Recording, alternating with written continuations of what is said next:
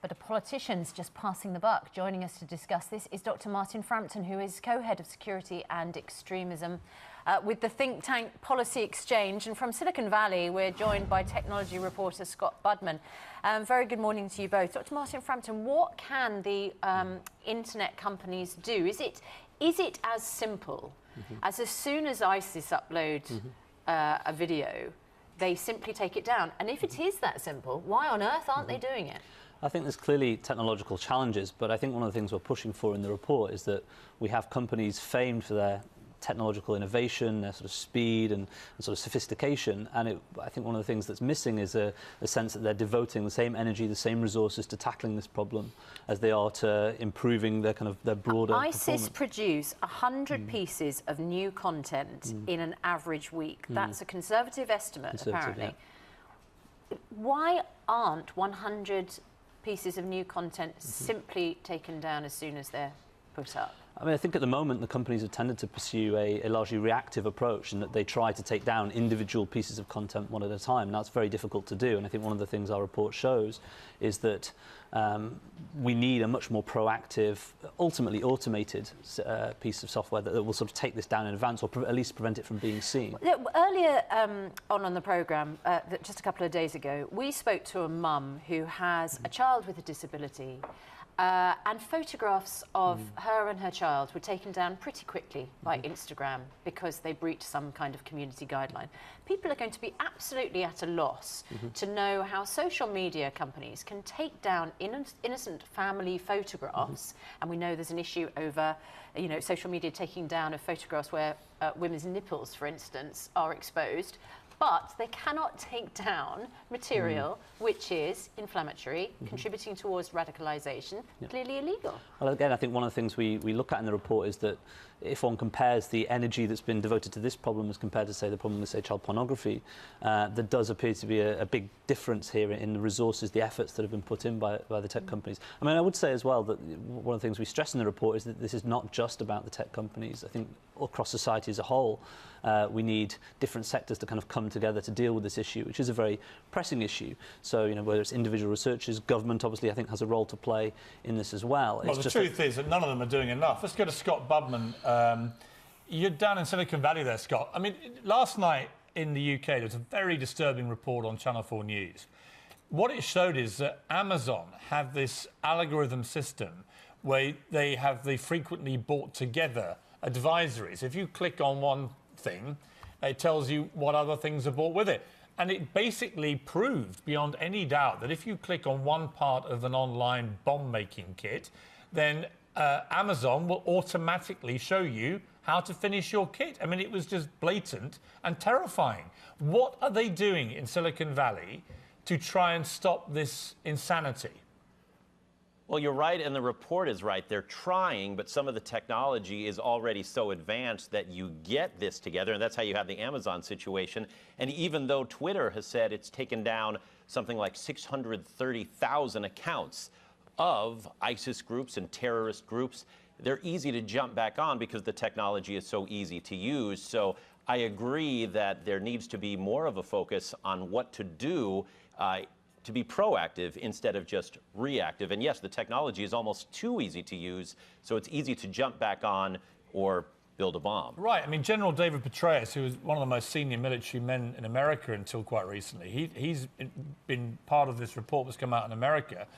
He said the attempted bombing of an underground train in London last Friday using a device that can be built from instructions available online merely underscore once again the ever-present nature of this threat. But let's be under no illusion. It looked like this bomb kit that nearly blew up a tube train in Britain was probably freely available as an instructional thing online. That could have been the worst terror attack this country's ever seen. The bomb didn't go off properly. Had it gone off, we might have been dealing with hundreds of deaths. We don't know how many other people in Britain are out there potentially planning similar things. What we do know is that they're getting brainwashed online in record numbers, increasing all the time. And I don't think that Google and Facebook and Amazon, these other huge companies with massive resource, are doing anything like enough to combat this. Do you get a sense in Silicon Valley that they're aware of just how big a deal this is? I don't think they're aware of how big it is. You're talking about a needle in a tiny needle in a gigantic haystack multiplied by Facebook and Google and YouTube and Twitter. And they realize there's a problem. We're having the same problems with misogyny online and racism online and anti-Semitism online. And it's impossible to clear all of it off, obviously, especially since these groups come right back on. But I agree with the report that it is possible to use this technology to fight them more. But right now, the priority is on growing the product and bringing everybody online instead of making it so that some of these young people who are ripe for what you call brainwashing are seeing all these things on their phones and on their tablets every day, multiplied by as many social networks as they're on during the day. I mean, Martyn, Frampton, I mean, this is the problem, isn't it? That all these companies, they're massively well-funded and resourced. They've got billions, hundreds, thousands, trillions of dollars between them.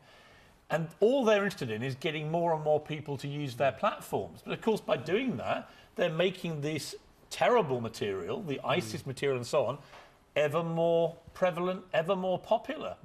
Yeah, I mean, I would say I don't think these companies, these corporations are any more sort of evil or malign than any other big corporation. It's just not their major focus. But clearly, I think... Well, why isn't it their major focus? The major focus seems to me, from all of them, the common theme is making money.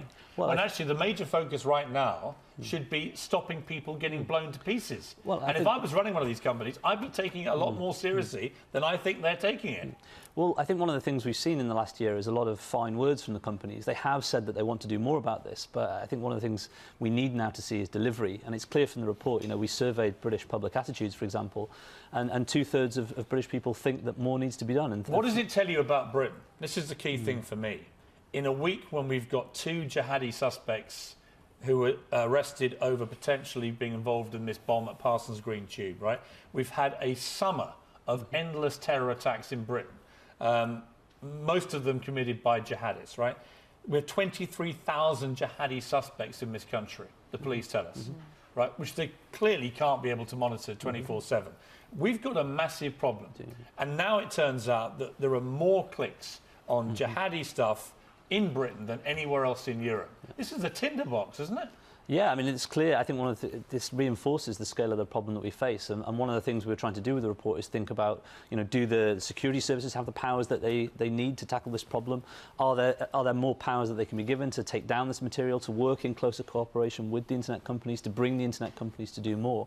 I think in all of this, we have to reach a point where everyone is rowing in the same direction. Ultimately, we want a cooperative relationship with these companies.